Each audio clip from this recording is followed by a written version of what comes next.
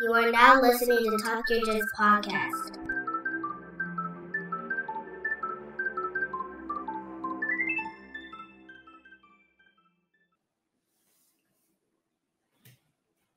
Welcome back to the Talk Your Jits podcast. This podcast is, as the name implies, all about jiu-jitsu. I'm your host, Lamar Smith, and today's guest is a blue belt who trains at Thomas Elliott Academy located in Santa Ana, California.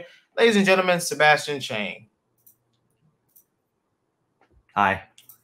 What's up, man? Thanks for having me on. Oh, man, not a problem. The pleasure is all mine, man. How's it going today? It's going great. Another beautiful day. Yes, sir. Yes, sir. Yeah, man. First and foremost, man, I'd like to extend my thanks. I appreciate you doing the show with me today, man. Greatly appreciate it. I really appreciate you inviting me on. It's really a pleasure to talk about jiu-jitsu. Man, well, let's get the ball rolling, man. Without further ado, if you want to formally introduce yourself again, by all means, and let's hear your jiu-jitsu journey. My name is Sabastian Chang. I'm a blue belt. I train at the Thomas Elliott Academy in Santa Ana, California. I started training in probably 15 or something, like right around there. And then I stopped in between like late 2016 to 2018 because I moved away. And when I came back, I started up again. And I've been doing it ever since. I took a break during COVID for about a year or two. So I stopped in 2020, and I think I started training again like a year or so after that. So it's probably been 5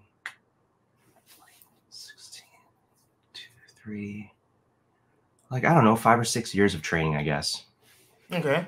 Non-consecutive. All right. So was this your only school that you trained at? I believe so. Yeah, this is, although I've rolled in other gyms before. Okay. Good. So what is it about jiu-jitsu that drew you to it? Well, actually the son of my grandmaster started taking piano lessons from me. And as we were talking, I realized that his dad was an 8th degree coral belt in jiu-jitsu. And I knew, a thing or two about this. So I asked, like, where's this gym where your dad teaches, That's how I got into it, really. That's kind of a odd turn of events to meet somebody like that. Yeah, so who's the grandmaster? Oh, Joe Moreira. Oh, so you're Oh, yeah, you are family. Oh, yeah. You're a Joe Moreira black belt? Yeah. I was like, wait a minute. I was like, man, there's not many coral belts. I was like, that's the guy. Okay, yeah. Master Joe Moreira. That's my guy, man. Love him to death. Like 2015 to 2016, like Joe was at that gym, so I got like every Monday and Wednesday he taught there. And yeah, it's good for a white belt. It was a hell of an experience, wasn't it? eye-opening experiences. So I gotta ask you this now. So how long did it take you to understand Joe? Like the way he talks? On what level? No, just like being able to like really comprehend what he's saying. Oh, I don't know if I get everything still, man. You know what I'm saying? I probably miss out not only on that level, but also on a conceptual level. It's like you know what I mean? Like I got to grab everything I can whenever this guy is teaching, Oh, yeah. So, you're still kind of early into it. I think one of those things about Joe, about Master Joe is, like he taught himself English. We talk about this a lot. And my instructor, Zachary Holston, nice. First time he was like, Master Joe is my instructor, blah, blah, blah. He's like, just to let you know, he taught himself English. So you have to kind of just like read in between what he's saying. Right. Yeah. So the first time we, first time I met him, thick accent. Oh, yeah. And we're like, every time he talks, we're like, what is he saying? What is he saying? But like now, man, I can hold a full blown conversation with this man. That's good. I don't like this man. It really does. You say what? This guy, the way he teaches, it's like he's trying to convey to us like what he sees, and which is like not I'm a teacher too, right? So it's hard to convey, you know what I mean? Because like what he sees is not necessarily what he's conveying to us. Like he's trying to talk to us in a way that we can understand the concepts that he's bringing forth, which are part of obviously like a larger superstructure of strategies. So man, it's mind blowing, as I was saying, for a white belt, just to be listening to all these words and all these concepts. Yeah. Cause that's when I first met him. Like I was a two-stripe, I was a two-stripe white belt. Nice.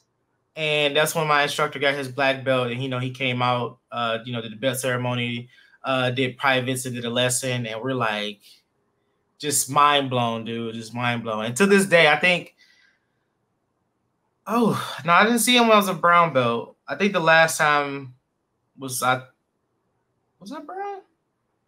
I gotta remember. But like to this day, man, every time I see him while he teaches, it's still stuff that he does. It just blows my mind completely. Like, dude, how are you this age and you're still doing some of this like crazy, amazing stuff, man? So yeah, it's like anybody that gets a chance to learn under him is like, man, just soak it all up. Trying to. Yeah, absolutely. Well, I would say try to soak up everything. Try to absorb everything possible. You know, that's my strategy. Oh yeah. With a very open mind, you know, because it checks out. Tried it out, you know. Okay, there it is. Yeah. That smash gritty jujitsu, man. That's all I've been learning, and that's all. I just love it. Just love it so much. Yeah, it's a tough game for me to implement, you know, because I'm a smaller guy, so I really have to keep everything very aligned with all of these principles that Joe always talks about. The moment I deviate, it's like it's not going well for me, man. You know? Yeah. Because that was gonna be my next question. Because I noticed you're a smaller guy, so Tomaselli, he's not a small guy either. No, these guys are all big, man. You're big too, right? Yeah. So I was like, so how has that been trying to adjust to this system and this style, which was being your size? If I'm on the bottom, which does happen, then I try to use my legs more and not so much my hands, because my leg muscles are bigger than my hands. So if I can use them in conjunction, sometimes I can like figure something interesting out, you know, pick out a little situation that I might be able to take advantage of, so that I can start to get into the top position instead of being on the bottom position. If I'm in the top position, I'm just like, I'm keeping everything. I try to use my toes now more when I'm pressing into the different fulcrums of my opponent's body. And that's probably what I'm going to work on tonight. I'm going to work on using my toes from the top position if I can get there. Yeah. That's one thing about this style, man. It's like when you're on bottom, you have to make sure they stay there. Yeah. And it's just like, oh God, dude, just even like I said, I've been training this style for my whole entire jiu-jitsu career, and it still sucks. It still sucks being stuck on bottom. Sure does. Yeah, sure does. It's a funny feeling, you know, getting bent in weird shapes, not being able to implement your game, you know, because there's no space to. Yeah. But, I mean, the plus side is like if I go up against others who are not like necessarily keeping their knees tight, then my lower body's flying all around, you know, trying to do interesting things. It's like big opportunities for me, right? Oh yeah. And I think that's the fun. That's the fun I've been having with our style versus a lot of other schools. The few times I did get a lot chance to roll with other people. Yeah. And we live in that space. We live in that space you give us to move. And like you said, it's like they're moving outside. We're just like keeping curling the ball and like everything just tight and just like, man, how are you able to get your legs back in? I'm like, I'm just using that space you're giving me. They gave it to us. It literally right. Yeah. And Joe says that, right? He's like, oh, thank you so much, right? Yeah. Oh, thank you. Thank you so much.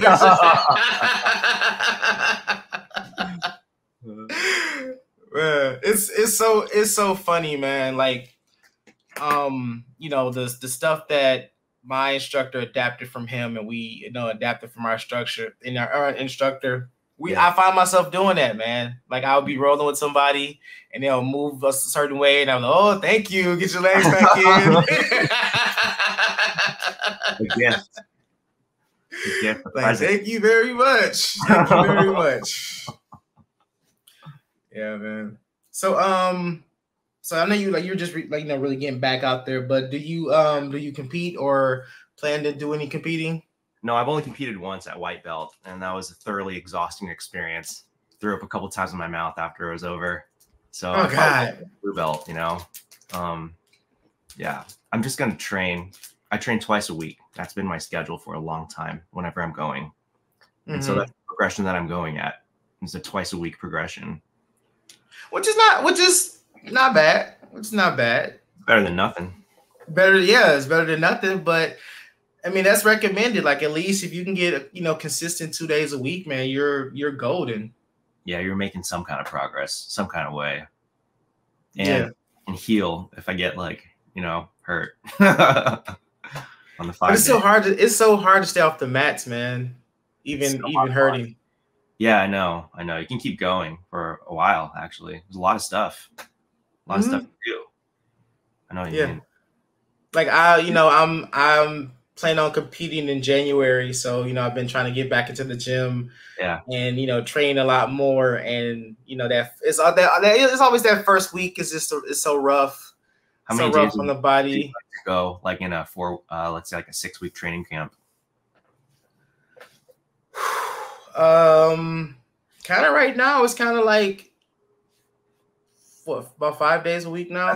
That's really good. Like 2 to 4 hours a day, give or take. Yeah, because right now we me and another black belt, we opened up a school, so we're like there. And then I got another spot that I'm teaching at too, so it's like Tuesday through Friday. No, Tuesday through Saturday is just all jiu-jitsu. Wow, that's awesome. So the real life. That's what it is. Yeah, it's fun. It's fun, but we're like in that building phase, so we're like we're just fresh students. So it's not like I'm training, but it's more like I'm teaching than than actually getting to training time. Yeah, like there's a break fall, like Aikido roll. Yeah, getting back to the basics, man. That's what I've been enjoying a lot. Just getting back to the simple stuff. Love them. I love it because it's hard for me to retain anything else, to be totally honest, But that's what works though, man. Get to mount. It does work. That's what works, the basics. Like I drill that a lot. I'm like, hey, look, if you don't know your basics, you don't know jiu-jitsu. That's true. Everything else is just going to come from that core that you work on every single day. Your snakes, your rules and principles, work those every single day, you'll be fine. Right. Yeah. It has worked for me in live rolling. So how was it? You said you trained and you had to take a break. So how was it when you when you got back on the mats? Oh, I was like marginally better than when I had started, like when I had not trained jiu-jitsu ever, but certainly worse than when I had left. And it took me probably like another 6 months to a year to get back up to like an acceptable level of jiu-jitsu, Because once again, I'm going twice a week. So it's like that slow, steady climb back onto the mats. Right now, I have to make my jiu-jitsu smoother. I think I'm using a little bit too much muscle. So I have to change once again the way I think about everything. And then maybe I'll make a little more progress. So I'm excited about that. Oh yeah. Yeah. It's like when even like if you take like a week off of training, it feels like a month. Yeah. Yeah. You get worse. It's so weird. That is the weirdest thing in the world. Like I've been training this whole entire month and I just decided to say like, you know what? I'm just going to take 2 days off, 2 classes off. And you come back that following week is like, oh my God, dude, I don't feel like I've know anything. I know. Like everybody else got better in those 2 days that you were away too. It's wild, man. It's so wild. But I was just about to ask you, like, what's been your biggest struggle so far with, when it comes to your training? But you said like, trying to be more fluent, trying to use less strength in, in your roles and your techniques. And dude, that's one of the hardest things to kind of like overcome. Because even now, I still sometimes struggle with that, where I'm like, I'll be rolling and I'll be trying to, like, just be a lot more technical with my rolls, but sometimes my mind just goes somewhere else. And it's like, dude, I'm just trying to strengthen everything out. I'm like, nah, man, that's not how this works no more. Right. It works. It does work, It works. I've done it, and I've had it done to me mostly, you know what I mean? And that's what I struggle with on the bond position. That's one thing for sure. If someone is substantially bigger than me and they're like, I don't know, on Bomba or something, like I'm not going to have a good day, That's because at certain points I zig when I should have zagged, and that's just the way the programming is right now. And then I end up in bad situations, which I usually manage to get out of unbelievably, but still it's not good to get there, right? It's like Kurt, the guy up in San Fran, like if you ended up in this situation, you fucked up a long time ago, Yeah. Yeah. So what's been your how did I get here moments so far in training? Oh my gosh, like when I've gotten hurt and then I'm like at home, like I've showered and I'm like Jesus, like I have to perform a concert tomorrow on the piano or something. You know what I mean? Like, all right, here we go. Like those are on the mats moments. Like because I'm a pianist. Like that's my work. I'm a musician. Yeah, I saw it on your on your Facebook page, and it's like I had another guest that plays guitar and whatnot, and I think about like that type of stuff. It's like, man, the risk you putting your hands in. It's a risk. It's a big risk. It's a big risk. Like I do art, and that's a risk in itself. But it's like playing an instrument is a whole nother ball game. Yeah, so I don't try to use grips I don't try to depend on grips too much. If someone's like yanking the cloth out of my finger, I just like let it go, and usually that gives me an angle. I shrimp out and then like they give me some kind of opening. But like also like if I'm in top position, I always put like all of my fingers flat on the floor. Like I prefer to do that because the ground's not moving, then I can kind of do the jail cell thing and block people off systematically, knees tight, arms are planted, and then I kind of work that game like that. And that sort of keeps my fingers less. It's not like I'm playing like, spider guard or whatever, right? Like I'm not touching those guards. No. Yeah.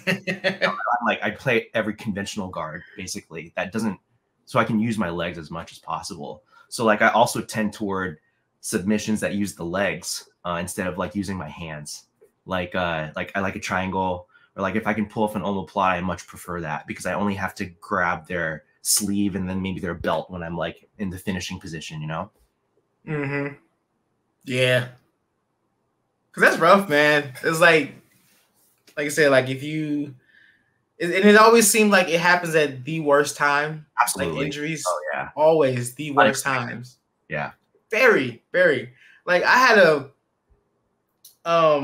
this is like right before my brown belt test. Like my instructor was like, your test coming up that week before, no hard rolling.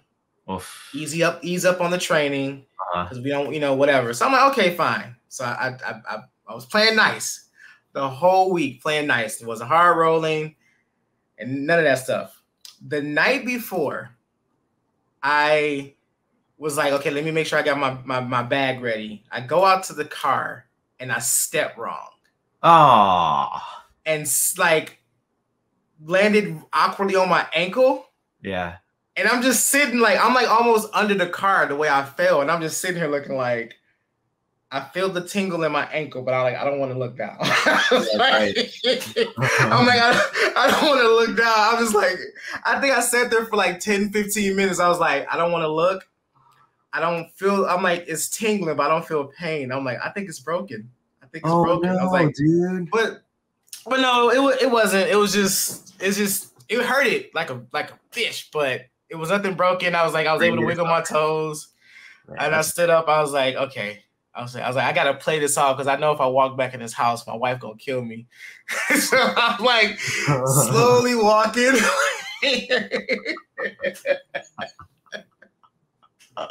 How did the test go? Just like this is day after. It went well. I was able to just, wrap it good. Yeah, I like iced it and wrapped it good, but I was just like, oh my goodness, dude, this perfect timing. That's the perfect timing. Right. Every time, like right before a fight, right before a tournament, right before your test. Just and the crazy part was, it's not like I park in a different spot. I park in the same spot every single day. Just for some odd day, whatever reason, this was a day I almost slipped under the car and you want to give yourself a challenge. Ankle. This brown belt tells it's going to be too easy for you if you were healthy. Apparently, they knew that you were going to ace it too hard if you were completely uninjured. So, nah, like man. If it was broken outside, I probably would still try to do it. Dang, man. How hobbling around trying to do takedowns and stuff like that. Dude, that's how much I love the sport, man. Like I can't stay away. I can't stay away. Well, it's not really just a sport, it's also it can be applied for self-defense, so it has real world applications, and also it's kind of a lifestyle. We're kind of touching upon that by if you take even me going twice a week, it's like, I've been doing this for a while and I'll keep getting better, but it's not as fast as if I train like 4 times a week, Right. So yeah, one of my things is like that I got to get better at, I think, in my life is just time management, you know what I mean? And like that might enable me to do it. Yeah, it's not just a sport, man. Like there's a lot more. It's a lot more. Like it also creates a community, like a really tight-knit community, which I'm sure you being starting your own gym and like being at an old gym and like Joe ties us together. There's a lineage, there's a whole thing that's happening here. And it's really cool, man. This is like a kind of knowledge that is not academic, and I work in academia, so I know what academic knowledge is and I have to espouse it on my own field of my choosing. But this is like very practical knowledge, like jiu-jitsu is not like, oh yeah, let's all right, step 1, step 2. It's like, no, like things have to happen immediately, like for a dancer or something, or like, I don't know, like an improvisatory artist, like a jazz artist or something, or like a boxer, I guess. Yeah. It's very unique in that way because like the people that I've met on, doing doing a podcast alone has been amazing. Like, nice. Talking to people all across the world and, and like, we don't know each other, but now it was like, oh yeah, you're part of the family. You're, one of Joe's guys, and now we're brothers and everything else. I like that. Yeah. Where's your gym? Where you living? We're training. I'm in Detroit, Michigan. Heck yeah, Detroit. Yep. So we got a place. We partnered up with this guy. It's called Boombox. He does like kickboxing and other type of martial arts. So we ran into him, and I was like, hey, our gym is unfortunately closing. We need a new spot. And he's like, man, that's perfect timing because I was just getting rid of my grappling classes. My grappling classes. So I could take those spots, and we've been there since we've been there about 2 months now. Awesome! So, congratulations, dude. That's so awesome. That's thank you. Yeah. Having your own. And then the other spot I'm at where I'm personally teaching, it's called the Martial Yard. They're kind of like a almost kind of like a UFC center type deal. They got like boxing, MMA, kickboxing, and wrestling, and now jiu-jitsu. So I was lucky enough to meet one of the owners, and he kind of was like, hey, if you want to teach here, you can. So awesome. Yeah, man, slowly building 2 programs is a lot. Yeah, I can imagine. It's okay. It's like a baby, man. It's like 2 newborn babies you got to take care of. You got to try to nurture. You got to try to get it out, get ready for the world. And it's just like, and being a jiu-jitsu no more. I mean, being a jiu-jitsu coach, I think, is especially tough because of the immediacy of the teaching. Also, like the inherent danger of the teaching method and like of the application of it and the testing of it through rolling. And also like just like the openness with which like jiu-jitsu community members like communicate with one another, like brings up, you got to deal with everything. You know what I mean? Like being a jiu-jitsu coach. And that's a lot of things that people don't really like either realize or talk about. Right. Being an instructor. And it's like, okay, not only do you have to worry about the welfare being of your students, you have to make sure that they're you're teaching this properly. You have to make sure that they understand it properly. You have to make sure that you are competent enough to actually teach this stuff the right way. Right. So it's just like, lesson plans and trying to, do all this stuff. It's like, oh my God, dude. It's a lot of work. It's a lot of work. Because like me and my the other guy who got his black belt, Brian, we both teach at the school that we're teaching at is called Boombox, but our school is called Agogi. Okay. And we'll be like, hey, so what you teaching Saturday? Or like what you teaching this day? So we kind of like trying to play off of each other's lessons so that way we can kind of keep it flowing. But it's just be like, dude, I have no idea. Okay. I mean, it's so complicated when it comes down to it. And like everything has to happen. Like you have to play this position in with light of the next position, which may or may not, right? There's a tree, right? Like you get into this part of the decision-making tree. Now you got to reorient the tree. You know what I mean? Like the decision-making changed, like you made this wrong move. So like you've run out of options. Like here you are, and all this stuff just happens fast. Like it's hard to explain. It's hard to explain like what. And then of course, like when people watch jiu-jitsu, it's like just looked like two people laying on each other. Like what did the fight end? Like if he was in Ezekiel, you know what I mean? You can't see that or whatever. Right. Yeah, it's really so teaching that is tough. That's like I don't really know how to put that into words. You know what I mean? Like this immediacy of, I guess it's like just being very present or like being very mindful, and then also being because you kind of have to look at techniques like in a whole different light when it comes to teaching. Yeah. Because if I walk into a room and I want to teach someone how to do a triangle, for example. Yeah. I can say, oh, legs here, arms here, do this, do that, do this. But I have to also be able to explain the reasoning behind every single movement. Absolutely. Yeah. Because like, me and you can sit down, we can talk about, I can say, triangle from guard. You will automatically know what I mean. Sure. But if I have people who never seen that, I have to explain, what a guard is, what's open guard versus a closed guard, how to control the arms, how to use the legs to control the arms. That's using true. Your hips to, it's that's how we kind of have to break it down. And like you said, this is stuff that we have to sometimes do on the fly. Because you're always going to get that one person like, hey, I'm trying that, but it's not working. So it's like, okay, now we got to look at all what's causing this not to work. Oh, your partner, your training partner is a different size than you, or your legs are shorter than this person. So you got like, all right, guys, let's switch it up a little bit. Let me show you if you get in this situation. So it's like, it's a lot, right? I was watching this jiu-jitsu documentary about like one of these Americans who was one of the first jiu-jitsu practitioners who was competing in a tournament. And like his Brazilian instructor had like a really thick Portuguese accent. And he kept saying, a juice. He's like, why is he talking about juice? He was saying adjust, adjust. He thought I was talking about juice. You know what I'm saying? Yeah, adjustment, right? Like it's so important. Oh, you're way bigger than me. Oh, you're way smaller than me. Like it changes things.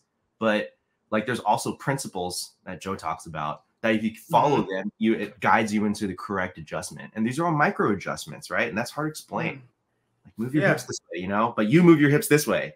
But now you're with this person, so don't do that anymore, right? Yeah. But they have to know when and why. And that's hard to explain, especially if people aren't paying attention. I know, I love it. You'd be like, you demonstrate the technique and you're like, all right, any questions? Nobody says nothing. Everybody sure, guys? Sure about that? You got it. All right, let's work it. And 2 minutes later, like, I'm trying to figure out I'm trying to figure out this part here. It's like, I don't even know what you're doing, but the struggle is real. That's what that means. It's so real. It's so real. I'll show it to you again. But I've seen it, man. But I've started to really fall in love with teaching, and it's not for everybody, man. Takes it's patience. And it's a lot of sacrifice. It's a lot of sacrifice too, because you kind of have to take yourself out of it sometimes. Because as bad as me being an instructor, as bad as I want to necessarily pull my other training partner who's a black belt to the side and work the stuff that we want to work, necessarily can't do that because we have to tend to the class. Absolutely. So it's kind of like, okay, do I train for me or do I have to kind of put myself on hold and, you know, teach the class? Yeah, that's a difficult balance to strike. But that's what open mats are for. Time to go to battle, right? I know, man. I look forward to open mats now because it's like, no teaching. Nope. It's time to roll. Demonstration. It's time to work. Yes. But like I said, I love it, man, because I started teaching when I was a blue belt with kids class. Perfect. And that taught me early how to break techniques down to like really small details so everyone can like learn it better. Yeah.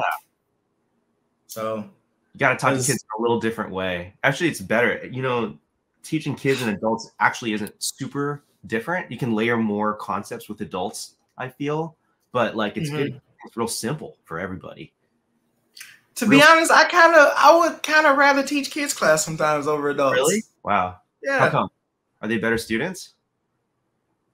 I think so.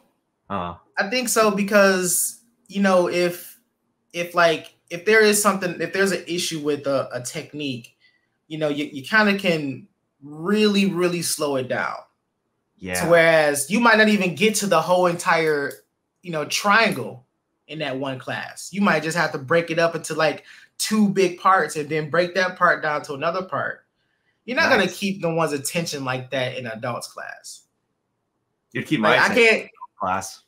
You said what? You'd keep my attention in adults class. Let's just work on like moving the hip from side to side for 30 minutes. I'm like, all right, great, you know? Right, but like some people may drill that, but some people might not. They just want to do the triangle. Kind of with kids, it's kind of like it make more sense to be like, all right, we're gonna this week we're gonna work on the triangle, but today we're gonna work on just your hips. Nice. And then the next class, okay, we're gonna work on properly, you know, securing the arms and whatnot. So they remember the hip thing by the second class is what you're usually seeing. They're like, oh yeah, right. Hip thing. Yeah, like y'all remember what we did in the first class? Are we gonna take that and we're gonna add this to that? Kind of like an adventure for the kids. Like, right, it's complete, right? Right. Because you can't trying to overload kids with techniques. Nah, I take it simple, man. Kids class, we're doing, like I said, 1 technique a class. 1 technique a class. That's good. 1 technique a class, and try to stretch that out for 45 minutes. Grueling, challenging, but it gets the job done. It gets the job done. Do they tend to pay attention in your class? Are they like, or do you have to kind of like, you know? I kind of keep it. I try to keep it fun.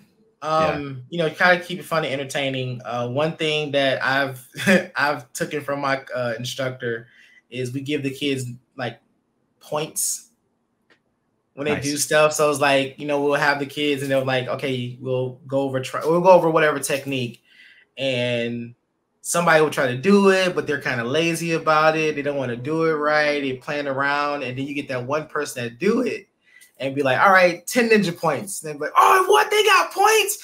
And then they want to do the, and then they want to properly work the technique then. So that's good. Yeah. Manipulation, man. Bribery and manipulation is the key to kids class. Bribery does work. Yes. It does like cake or ice cream or stickers and stuff. Right. Free snacks, man. It's awesome, man. So it's so hilarious too. So hilarious to see that though. But they learn, man. They learn that way. It's somehow it works. So like, hey, keep it moving, man. They'll probably remember how to do that when they're adults, you know, like in the back of their heads. Like, oh yeah, triangle, hips, you know, arm. Like that's gonna stay there, hopefully. Yeah, especially when you know, because like with kids class, you know, another thing you don't have to worry about is you don't have to worry about the students rolling in the middle of a lesson. Adults do that. They do that. Yeah. I mean, because we're both guilty of it. Don't act like you've never done it, but yeah, totally. I know, like you should be repping something is like full blown roll over here in the corner. I'm trying to be a good student. Like I know the teacher's talking. Let's stop trying to choke each other. Right? No, you're not supposed to be doing that, but you roll anyway. Every single class. You're making everyone nervous, like, whoa. Like, what are y'all doing over there? Oh, my bad, man. We got to the technique, and I saw something. I had to take the opportunity to go for it. Yeah. Oh, man, that's funny. That's funny. Everyone's ready to move. Everyone's always like somehow like being warmed up, even not warmed up, because like you can jump right into a roll. It's not good for us, obviously, but everybody remembers how to move somehow. Like that's another thing that sticks to us about training is like it changes the way that you just move naturally. I feel. I'm sorry, I interrupted you. No. You're fine. I mean, but that's a good observation because I do it. I'll just like I'll snake while I'm in bed. Like I'll be like I'll get up out of bed. I'll forward snake to get out of bed, or absolutely, I use that forward move. Snake. Kind of roll up to the elbow. I mean, it's a much easier way to move around. Like. I'm kind of lazy. Tactical stand up like all day. I use that one like all day. Just an intelligent way to like roll up, from your back. I know, right? Yeah. Oh yeah. And it's like another thing I'll tell students about like snakes and whatever, and we were trying to like teach the new guys how to do it. I'm like, you look at this as a new language. Yeah. You're teaching your body something that is obviously never seen before. So it's going to be awkward. It's going to be herky-jerky and stuff like that. But I promise you give yourself a couple months, you're going to be doing all this stuff on your everyday life. Yeah. I promise you. Like snakes, easily. I'll be getting up. Like I said, that tactical get up. I love it. Elbow snake to adjust myself. That forward snake to get out of bed. Crossover snake to adjust in bed. Like it's just nice. Funny, but it's like it just becomes natural. It's become a natural way of moving now. It's the most efficient way of moving around with your back on the floor. Absolutely, those motions are the most efficient way, and it uses the legs mostly. Once again, like the big muscles in the human body. Like, when was the first time you noticed you did that, like, outside the gym? Gosh, I don't know. That was pretty recent, I guess. Like, maybe 1.5 to 2 years ago was when it started to kick in, probably. Before that, like, I'd taken, like, gymnastics and stuff, so I was also familiar with other things. But the snakes themselves, like, from being on my back and then coming up for an elbow, like an elbow snake or whatever, like, that kind of stuff started happening maybe, like, 1.5 years ago, I think. Maybe 2 years ago. I think I was like bluish. Yeah, I think I was like a blue belt when I was just laying there and I just got up for some reason and I just forward snaked to the end of the bed and got up. Yeah. And my wife was like, did you just snake out of bed? I just looked back like, I guess I did. Over here. Hey, it's what we drill so much, man. It's like it just naturally happens. Yeah. It's easy to move across the floor that way. Any surface, really. I done back rolled to a combat stance so many times. I do that like at work. I'll be like on the floor at work, and it's just like whoop, back roll to a combat stance. Yeah, like, what are you doing? I'm like, don't worry about it. It looks like you're trying to be a ninja, but really we're just lazy. It's the easiest way to get there, Like, it looks like a lot, but I promise you, it's the easiest thing in the world. Yeah. Just kind of do a crunch, Pretty much. Yeah. Pretty much. So you've been playing the piano longer than you've been doing jiu-jitsu, right? Oh yeah, way longer. Yeah. Okay. I'm better at piano than I am at jiu-jitsu. Like, since you've been doing jiu-jitsu, have your approach to even learning or doing music has changed before you started doing jiu-jitsu? Yeah, absolutely. I mean, like, well, I guess I've sort of come full circle in a certain way with like my music learnings in this particular department. Kinesiologic focus, I suppose you could call this department. Okay. When I was younger, I tried to look for power in my playing, so I'd tense up, right? Like the classic, like raise the shoulders in order to strike. Watching like an amateur boxer, they're all tight or whatever. This kind of delivery method into the piano bed. And my teachers, they'd always tell me, like, you need to relax, but they wouldn't really explain why. They'd be like, you need to relax your shoulders. relax your shoulders. But you know, I was also a really small kid. So like I'm trying to like play this big piano, you know, I'm looking for power, looking for speed. And so like I gave myself like carpal tunnel or like tendonitis like in my preteen years from doing too much of this forced playing.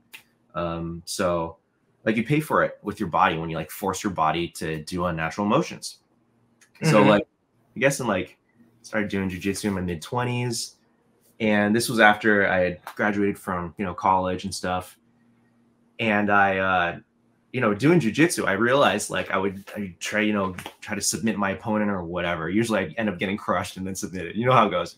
And I would notice that every time I try to force things, I get injured. I'd injure myself. I hurt my hand or I hurt my shoulder or I hurt my back or my neck or, you know, like, and then after I come back into class and like each time I would get injured, I would be less and less willing to be aggressive about all of this. So like, meanwhile, you know, I have to practice for all these concerts and like I'm teaching. And so like sometimes I'd have to play a little hurt, you know? And then, you know, you can't really use much force when you're like a little hurt. Right. So I discovered how to just kind of like go with things, you know, like to use as little muscle as possible, you know, as I'm playing piano. And through this, I mean, it's never good to get injured, obviously, but like I discovered you really don't have to use that much force in order to generate the most amount of power, which is like the kind of behind Tai Chi or Aikido, you know, and for Jiu-Jitsu, you know, this is kind of stuff that Joe is always talking about, right? So like these classes, well, as a white belt, you know, like where your opponent wants to go in the bottom position, you let them go, you know, your head to one side, his head to the other side. You want to use number 1, 2, 3, 4, 5, you know, like all these things, you know, I would think about it like in relationship to piano too. I was like, wow, like maybe there's like some kind of crossover. What do my teachers say in piano? You got to relax, you know? And so like I discovered that the reason that you got to relax is because the music, it moves us, right? Emotion, it's moving us. It's moving our feelings. And if you're tight, you can't feel feelings. Right? You got to relax. So, you know, with all of this, the same with jujitsu, you know, if you're tight, oh my God, I have to like stiff arm this guy. And like I'm not going to be able to anticipate my opponent's next motion. It's like, oh, he's going to go that way. Armbar, you know, if you're loose, then you can like sense these things a lot better. And you know this, you know, I'm just preaching to the choir. So now when I'm playing piano, I just want to get injured a lot less because I try to be a lot more loose in my jujitsu. I'm not using grips, like I'm using my legs a lot. You know, I stretch a lot. Big fan of that. So when I play piano, I try not to use any kind of force or power. I just kind of like lean into things, you know, and the classic piano thing is just leaning in and out, right? Like this thing. Because they're loose, they're delivering power into the keyboard, and it just kind of flows. It's like a good, I don't know, like a good 1-2, right? It's not tight. It kind of whips out, right? You rotate the whole body. It comes from the legs. So like if I'm playing a big piano chord, you know, it's not coming from my hands. Like I'm using my core. I'm doing a crunch into the piano. 1, 2, 3, 4, the crunch routine. Classic. So that's what I'm doing, you know? I'm doing gravity. Because like when we play piano, we're going down and like everything goes down. That's why we use the ground. That's why we do jujitsu, gravity. So like if I'm playing my top game, I don't have to be tight, right? Like Joe say, like don't smash. Like just keep your knees tight. Just keep your knees tight. You're good. For piano, it's like you don't have to force, you know, everything's going down. So you just relax. You want more power? Relax more. You know, you want to go faster? Relax more. It's like, it's mind blowing, you know, like there's a lot of corollaries between this particular martial art, well, a lot of different disciplines, but these are the two that I've decided to follow for a couple of years. So these are the corollaries that I'm drawing. Oh yeah. Yeah. I can't exactly pinpoint when like jiu-jitsu has like just absorbed everything in philosophy in my life, but it happened. And just like you said, it's like when you're taking on other things that's not related to like martial art, it's always something in the back of your mind that you pull from that makes you think like, man, this is okay. How can I apply this type of mindset to everything else? Absolutely. And once you figure it out, you're just like, oh man, this is gold right here. Yeah, because it works in a lot of different situations for a lot of different problems, for a lot of different. I mean, there's so many things that Joe has said that I apply to my thinking processes for basic problem solving, like through my life. Like Joe would always say, like, you need a plan A, plan B, plan C, plan D, right? Because plan A very rarely works. That's why we have those chains. Right. Americana, straight arm bar, Kimura, roll up to the leg, Kimura, arm bar. Like we have to, that's A, B, C, D, E, and then all the stuff in between, obviously. Right. So, right. I mean, I think about my life that way too, or like performance situations for music. Like if I'm playing, I have to play the 6th Brandenburg Concerti in a week, over in Kentucky. So what I have to do is like identify all the spots that are liable to go awry and mark all of those, right? And then I need contingency plans for if these points falter. I wouldn't think about that necessarily in the past, but this kind of thing has covered my bottom in many situations since I've started applying it. That's dope, man. That's dope. Thanks, bro. Jiu-Jitsu is funny that way, man. It is. But like you said, it's like one of those things, man. It's like you didn't think about it, at first, but now you're like, man, I'm so happy I did. I know, right? It makes things a little easier. Just a little smoother. Just a little bit. Still gotta put the work in, but just a little bit smoother. Yeah, like sometimes that's enough because like sometimes some people don't even want to put the work in, right? Then of course, like it's disappointing. It's like those people can't be my teammates for this particular campaign, but it's good to learn that too, Yeah. Oh yeah. Yeah. It's man. That's a whole nother conversation. Oh, yeah, there. Or anything. I'm just saying, like, it's gonna have to stay across the nats, Yeah. Got to. All right, Sebastian, man. So we got a staple here at Talk Your Jits podcast, man. We ask everybody to come on the show. Past or present, man. 3 people you would love to get a chance to roll with. Me? Yeah. Shoot.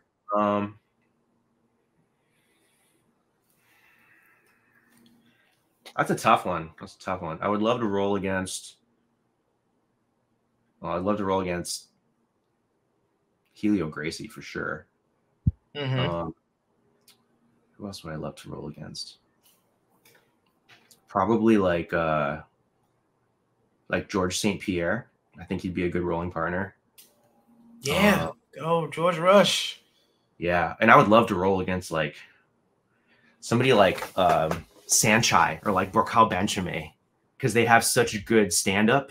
Like they probably are cross-trained and like it would just be interesting to see how their kinesiology works because they're so like refined, as martial artists.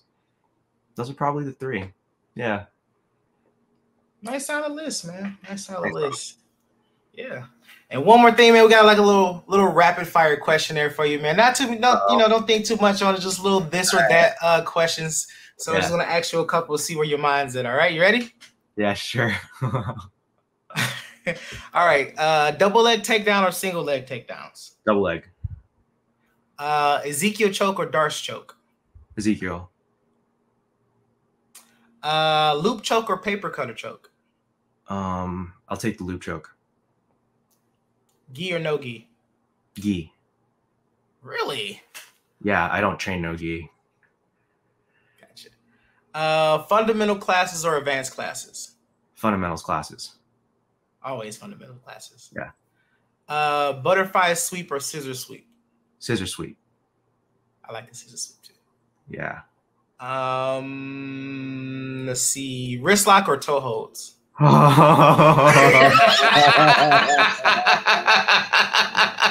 Neither. Gross, dude. All right, okay. All right, hang on. Wrist lock. Yeah. Do it. They're both disgusting. They're bad subs. You can crank those. Man. Oh God. Let's see.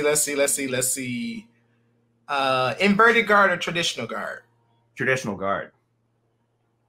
Yeah. Kimura grip or guillotine grip? Kimura grip. I like the Kimura. I like guillotine grip. I've been playing that a lot too. I have trouble locking that one down. Something's not quite right about my entrance in my second arm. Any tips? Yeah, I'm still. It's something I fairly started working recently, so it's still kind of rough, kind of Nice. scratchy. All right. Well, we'll keep each other updated on yeah, that part. Yeah. All right, one more. Where I just had it. Triangle from guard or triangle from mount? Triangle from mount. Ah, like a good mount. Gravity's on my side. Yeah. Yeah. Good job, sir. Good job. Thanks, bro. Thanks, dude. All right, man. If you got any questions for me, man, fire away. If not, if you want to announce what you got upcoming, with your music, with jiu-jitsu, whatever, shout out your school, man. The floor is all yours. Oh, I got some questions for you, man. How'd you start training? I kind of stumbled upon it. I was working at this mall, and this guy I met at the GNC that worked at the same mall. He was nursing an injury, and I asked him about it. And he's like, "Yo, man, I trained jiu-jitsu and blah blah blah." I was like, "Oh, okay, cool." And then we started talking about it, and he invited me to the school, and I never looked back. Oh, you got hooked. They hooked you. I got hooked. Yeah, we did a. I went to an open mat at one of our affiliate schools and got dusted. And it was like, I gotta figure this out. I gotta figure this out, man. And I just been here. I've been stuck ever since, man. Nice, man. Do you train a combination of gi and no gi? Yeah. Good. Yeah. I've been more no gi for a while, but I'm starting to miss gi. Oh, how come? I don't know, because it's like that's what I've been training for so long. And I like the speed of no gi. I like the technical. The speed of no gi. And I'm a small guy. I'm supposed to be fast, but I don't like moving fast, Lamar. I don't like it. I like moving slow.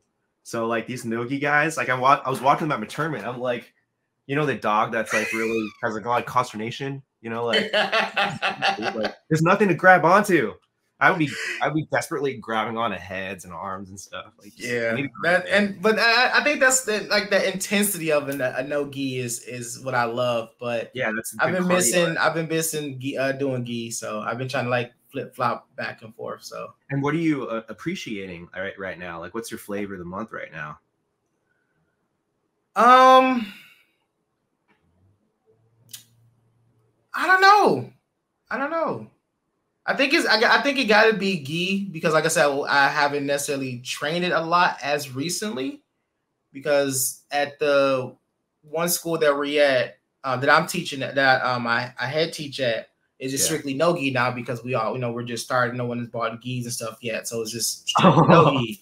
All right. And then at our other spot, we have no gi on Wednesdays, and then we have open mats on Sundays, which we all roll no gi.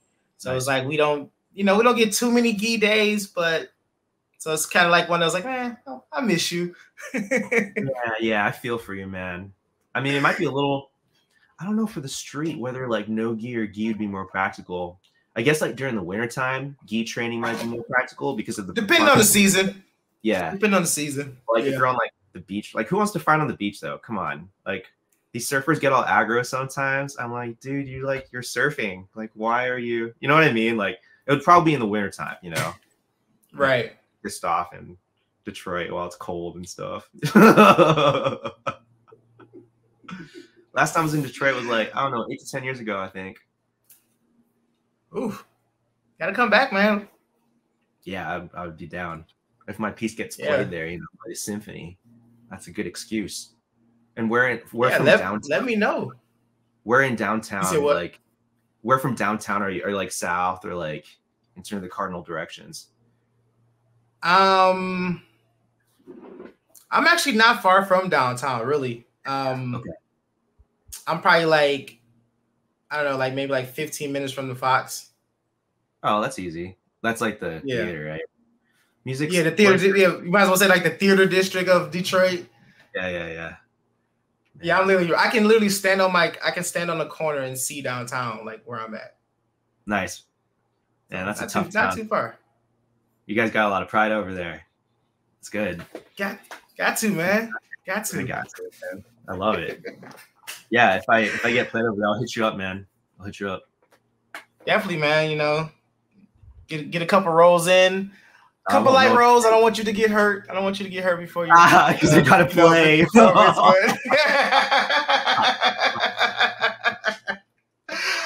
Like, I don't want to be the reason why the concert can't go on.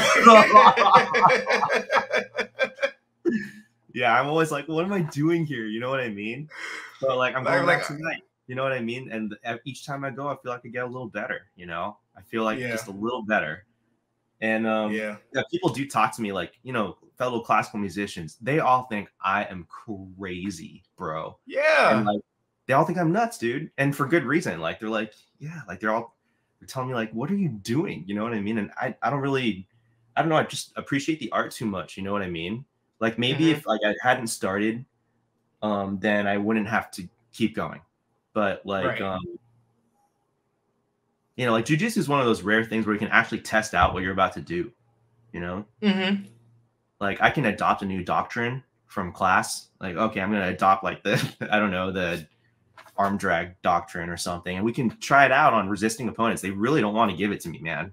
No way. Like I don't want to give it to them. Like this is real stuff. So we can actually check, we can verify our principles. Yeah. If it works, it's true. If it doesn't work, maybe you're doing it wrong, or maybe your premise is flawed, you know, and like that's a really crystalline beauty about this particular thing. It's cool, man.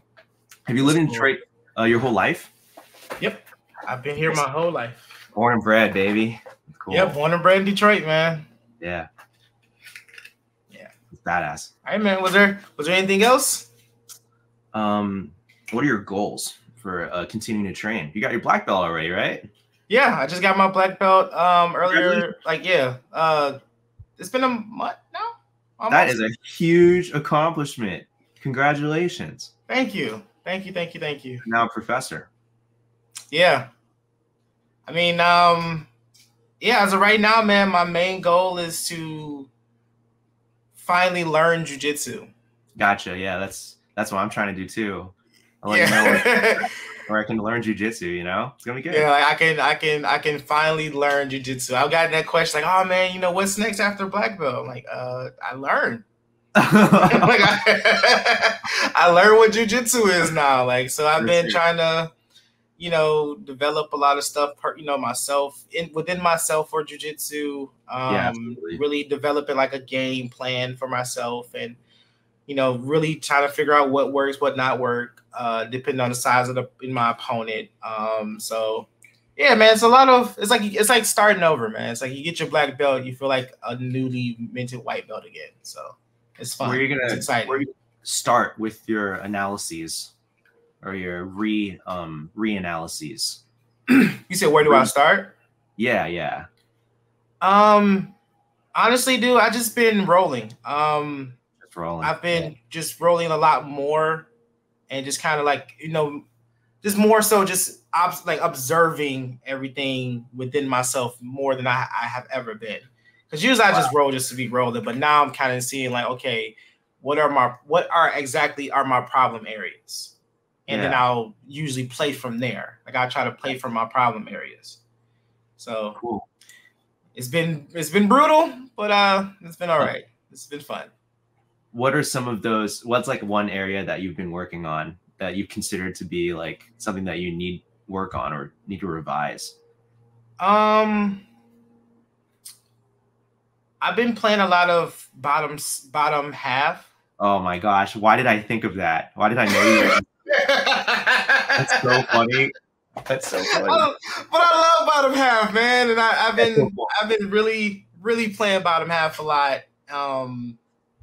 And that's amazing that you're adopting that as your focal point. Like how unusual, and like kind of beautiful, you know, that like you're doing that. Because that's kind of where I usually get stuck at a lot. Like I can handle, you know, side, you know, by being in bottom side. It's just usually like when people that I'm like, especially now, a couple of the students that I have are wrestlers, so they're booming, they're moving. So it's like, okay, I have to slow them down. So like, you know, boom, if I can get them stuck in half, I can kind of play a little bit. So This is a That's fun game. kind of been where I'm at, man. Oh man, yeah.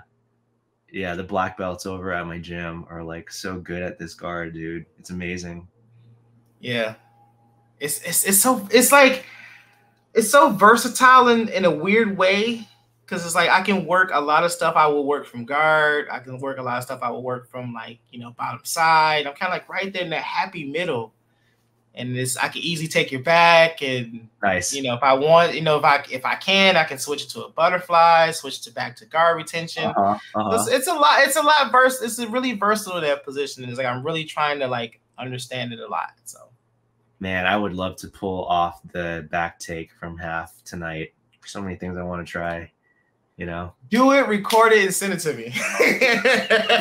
No one's recording. We're all busy trying to beat each other up, dude. We need like a cinematographer. Who had that? Like Puff Daddy had somebody follow him around, right? He paid someone. Oh yeah, that he did. What? As weird as that may sound, I was like, yeah, I need to find somebody who could just sit back and just record this stuff. It would not be a bad idea, because like a lot of cool stuff happens on the mats that I've seen that other people have done to me.